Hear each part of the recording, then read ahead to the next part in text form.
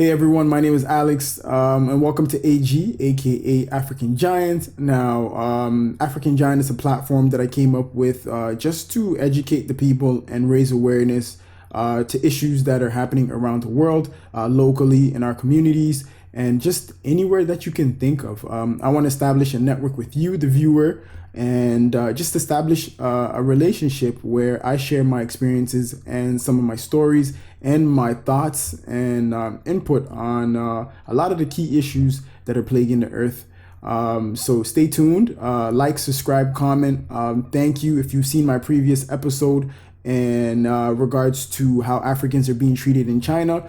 Thank you for all the comments, the likes, and the subscriptions. If you haven't seen it, go take a look. I encourage you to comment. Give me feedback. I love feedback. I just want to know how I'm doing so that I can improve the content that I'm delivering to you guys. And with that being said, thank you and welcome to today's episode. So I'm sure many of you are aware of an interview conducted by CNN with Melinda Gates, the wife of billionaire Bill Gates, who has gone on record to warn the world that there will be millions, and I say millions, of deaths in Africa and throughout the rest of the world and due to COVID-19. So Melinda goes on to say in that interview that the well-being of Africans keeps her up at night, and that she believes that the coronavirus pandemic will devastate the continent if left unchecked. Duh. She backs up her claim by saying that Africa and the developing world have a crisis on their hand due to lack of testing, water, and the inability to socially distance themselves and physically distance themselves. She also raises awareness about the gender disparity in the fight against COVID-19, as women make up 70% of caregivers. So that's doctors, nurses, in-home caregivers, personal support workers, mothers. Melinda goes on to say that the Gates Foundation is also actively working with their many partners in search of a vaccine. So currently they have 8 approaching clinical trials, and let that number sink into you, 8. That's a lot of vaccines. That's a lot of investment. That's a lot of money. Just hold that point. And I thought to myself, I said, what is it about vaccines and the Gates Foundation's obsession with them? And we'll get back to that. So after listening to this interview, I decided to look into the foundation's history with vaccines, and I came across a very insightful article. And this article is by Karsten Noko, who is a lawyer and humanitarian worker from Zimbabwe, and who talks about medical colonialism, where I got the term from. So I'll post this article below for anyone who's interested in reading it. It's highly informative and I suggest it. So Noko talks about the dehumanization of Africans and the illegal testing carried out on the people throughout the continent's history.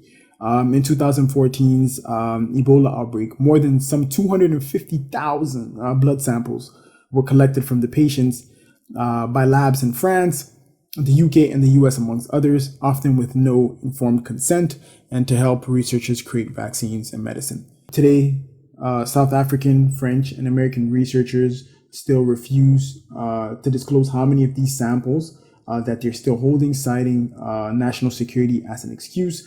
One patient goes on to say that they're using it to make research billions of dollars, that the medicine they produce will not be free, and it will be something that they will sell. In 1996, Kano State, Nigeria, was the epicenter of a huge meningitis outbreak. At that time, Pfizer, one of the largest research pharma companies in the world, decided to conduct clinical trials to test a drug it was developing. Pfizer neglected consent from the parents of the patients, who were too stressed to make rational decisions at that time. It was only in 2009 that Pfizer settled out of court and paid a whopping $75 million to Kano State, Nigeria, the government, and $175,000, a measly $175,000, to the parents of the 4 children who had died during the clinical trials. It's sad. Similar trials and tests were conducted in Zimbabwe in 1994 with the drug AZT by the US. And in Namibia, as early as the 1900s, sterilization tests were done on the Herero women by German doctors who were looking for explanations as to how they can justify the backing to ban mixed race marriages. And as a lot of these companies chased huge profits, the lives of the people were disregarded, and they were only there to serve the financial interests of those who pretended to be kind-hearted or philanthropic. And the Gates Foundation, they are huge on philanthropy. Make that connection as well. So my take on this is that Melinda Gates shouldn't generalize Africa or the developing world to slums, as most developing countries have been handling the pandemic and lockdowns much more efficiently than the developed countries like Spain, for example, Italy, France, and you guessed it, the United States of America. If what she predicts to be true is happening, then the evidence should have already been happening across Africa, and the medical systems would have swelled up and collapsed a very long time ago, weeks ago. What she should be focused on is using her influence and the resources of the foundation to assist African Americans that are going through, that are disproportionately being affected by the virus in the United States and are dying at a higher rate than any other group in that country. So I know the Gates Foundation had donated $5 million, $10 million, $5 million to China and $5 million to Africa in the fight against the virus. But is that really enough? With a backing of wealth like that and billions of dollars disposable at your fingertips, is that really enough? I think based on what keeps her awake at night, she should invest. I think she should invest more into working with the governments of some of these countries and to encourage, promote, and educate the masses on social distances and the importance of proper hygiene and following the laws and rules set out in place.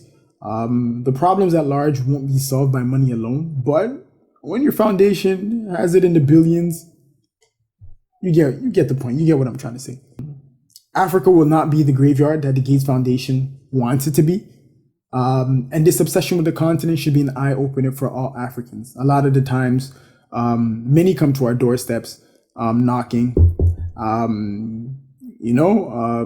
They come as wolves in sheep's clothing, and they disguise that, and they come to say that they're here to help us, but then they rob us and they leave us with nothing. So we should be very wary of that and keep our eyes open and tread carefully and proceed with caution. And remember, the Gates and the foundation, they're the same ones who are preaching that the world is overpopulated and that we need to depopulate.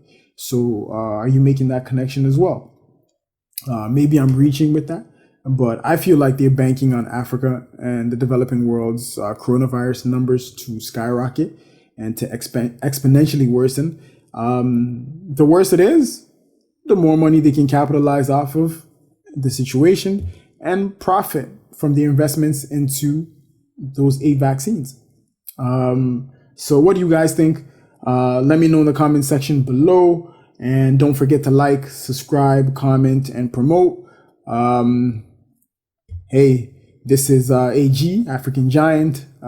Stay tuned for more episodes. And thank you for all your support. My name is Alex, and I'm just doing my part. Thank you.